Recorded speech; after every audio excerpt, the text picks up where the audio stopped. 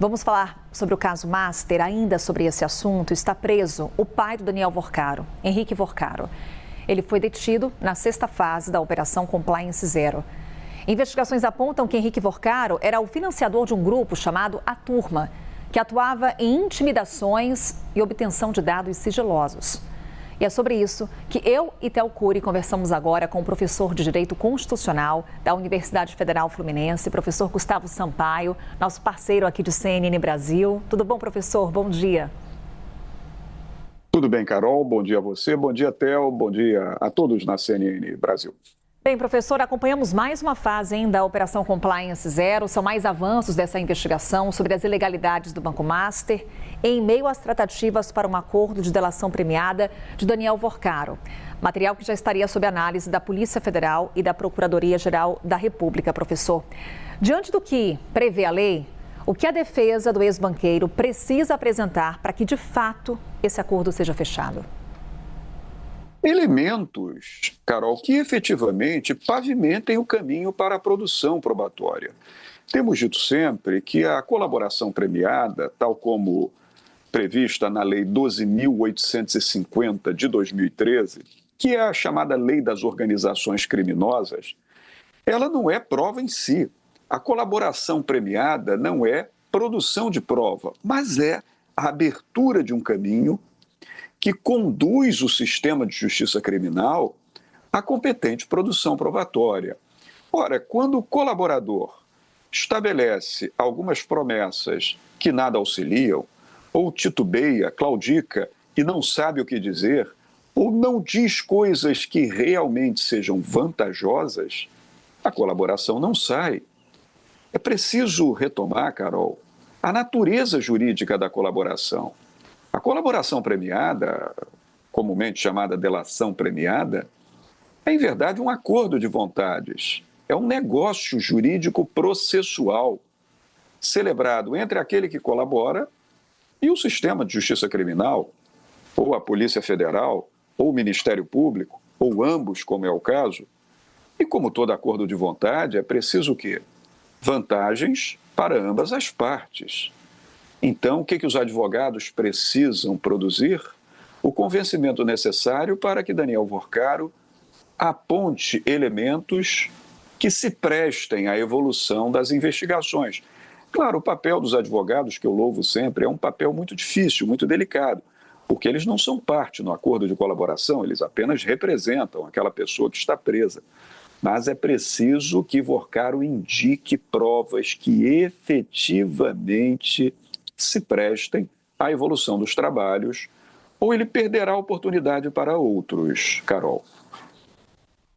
Professor, bom dia para o senhor, obrigado pela participação aqui. Conversando com quem está atuando diretamente nessas tratativas, tanto na Procuradoria-Geral da República como na Polícia Federal, eles destacam três pontos que são cruciais para uma proposta de delação para IP: o ineditismo dos fatos que são apresentados, os elementos que corroboram as provas que a Polícia Federal precisa conseguir de fato alcançar, e a capacidade do delator, do candidato a delator, de conseguir ressarcir os cofres públicos pelo prejuízo que é causado. A gente está vendo ali uma dificuldade de preencher esses requisitos na avaliação dos investigadores. Queria uma avaliação do senhor sobre o que a investigação já tem mostrado e como isso prejudica ou representa uma dificuldade a mais para a defesa, porque a gente está vendo um avanço das investigações com elementos que não dependem necessariamente do candidato a delator. De que maneira esse avanço das investigações sem a dependência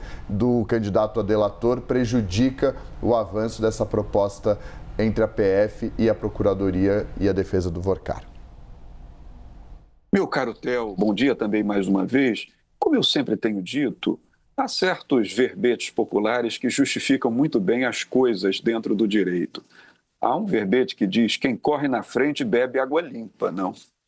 Ora, Vorcaro não é o único preso nesse conjunto de operações e possivelmente teremos mais. As investigações competentemente levadas a efeito pela Polícia Federal, elas estão evoluindo numa situação de rede.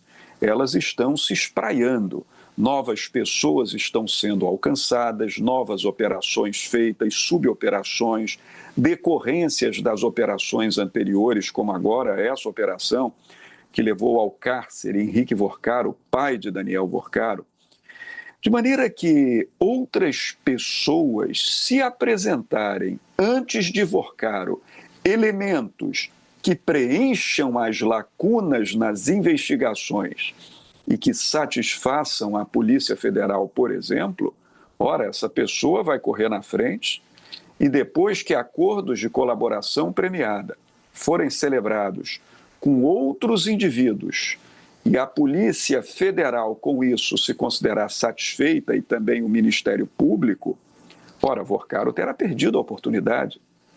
Porque, como todo acordo de vontade, como um negócio jurídico processual, a colaboração premiada deve oferecer vantagens para o sistema de justiça criminal, facilitar o trabalho de investigação do sistema de justiça criminal, o trabalho de produção de provas. Então, Vorcaro, ao mesmo tempo que eu considero, sabe, Theo, que ele esteve durante essas semanas no cárcere sob uma imensa pressão psicológica, porque ele se gabava, ele se louvava em dizer que ele tinha amigos nos 3 poderes da República, em todas as esferas de governo. Então, quando isso é uma realidade, ele tem dificuldade de colaborar, ele tem dificuldade de entregar pessoas, até pelo jaez de certas autoridades públicas, pelo poder que certas autoridades públicas desempenham, e ele tem medo de colaborar. Essa é também uma verdade.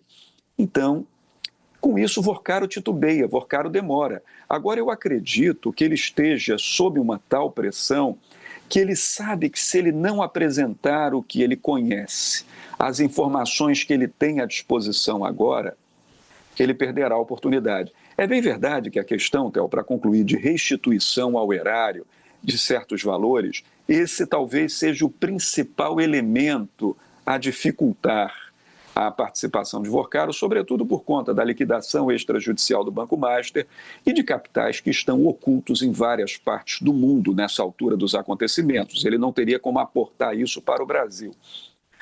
Todavia, no que se refere à produção de provas, nós sabemos que de todos, Vorcaro é o que mais sabe, é o que mais conhece, e ele vai precisar de coragem. Ele vai precisar, acima de tudo, Theo, coragem, sob pena dele perder oportunidades e, com isso, não obter as vantagens de redução de pena que ele poderia obter acaso condenado, acaso proposta uma ação penal perante o Supremo Tribunal Federal. A situação é muito delicada, a de Vorcaro.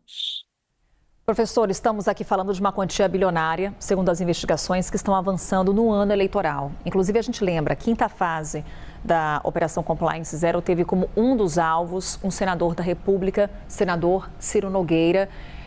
Quando a gente olha para esse braço político do que seria esse esquema, com as investigações avançando, eu lhe pergunto, quais seriam os riscos desse acordo de delação premiada, já que estamos no ano eleitoral? Eu creio, Carol, aqui você também toca num ponto fundamental. Nós estamos numa rede de alcance de autoridades públicas que está progredindo não aritmeticamente, está progredindo geometricamente. Então, nós temos agora a possível participação de Ciro Nogueira, que não é apenas um senador da República, mas um senador que foi ministro-chefe da Casa Civil do governo Bolsonaro, isso em ano de eleição.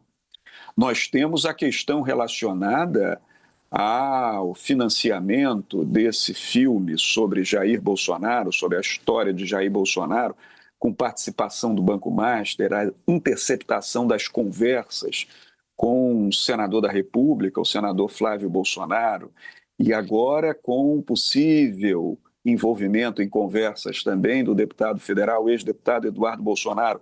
Então, nós estamos vendo que essa rede que envolvia Vorcaro, até pela filosofia de vida dele, se relacionar com todos, agradar a todos, ter amigo em todos os poderes, como ele dizia, e todas as esferas de governo. Isso promete o quê? Que essa rede se espraie alcançando autoridades de todos os matizes e cores ideológicos. Isso pode alcançar muita gente. E num ano de eleição isso gera o quê, Carol? Imprevisibilidade. Neste momento, a balança está pesando contra a candidatura de Bolsonaro, ou do bolsonarismo, por atingir aparentemente Flávio Bolsonaro, Eduardo Bolsonaro. E amanhã? E as novas revelações? E as novas autoridades que aparecerem? Isso gera um campo fértil de dificuldade de análise dessas eleições de 2026. Isso poderá pesar contra a candidatura de Bolsonaro, pesar contra a candidatura de Lula e, portanto, nós não temos condições de supor o que virá daqui em diante. É por isso que eu tenho dito que, como nós temos aí a prisão de Paulo Henrique Lima, por exemplo, que foi presidente do Banco Regional de Brasília, a prisão do advogado de Vorcaro e a Polícia Federal pressionando para que Vorcaro colabore. Se Vorcaro não colaborar, fatos absolutamente alheios ao seu controle poderão acontecer e nós teremos uma extrema dificuldade de imaginar a repercussão disso no processo eleitoral. Eu quero dizer, para concluir, Carol, que neste momento da campanha ou da pré-campanha, eu acredito que o prejuízo bem mais expressivo seja o da candidatura de Flávio Bolsonaro. Inclusive, a base de oposição, a base aliada de Flávio Bolsonaro, ela está muito incomodada com certos malpassos que foram dados pelo próprio Flávio Bolsonaro nos seus depoimentos perante a imprensa e, portanto, coisas que estão mais confundindo do que ajudando a esclarecer. De maneira que esse conjunto de problemas surgidos na não colaboração até o momento de Vorcaro, isso poderá ser um elemento absolutamente decisivo na eleição de 2026, sobretudo se considerado que essas eleições entre bolsonarismo e petismo desde 2018 estão marcadas por uma franja intermediária dos eleitores que ora pende para um lado, ora pende para o outro.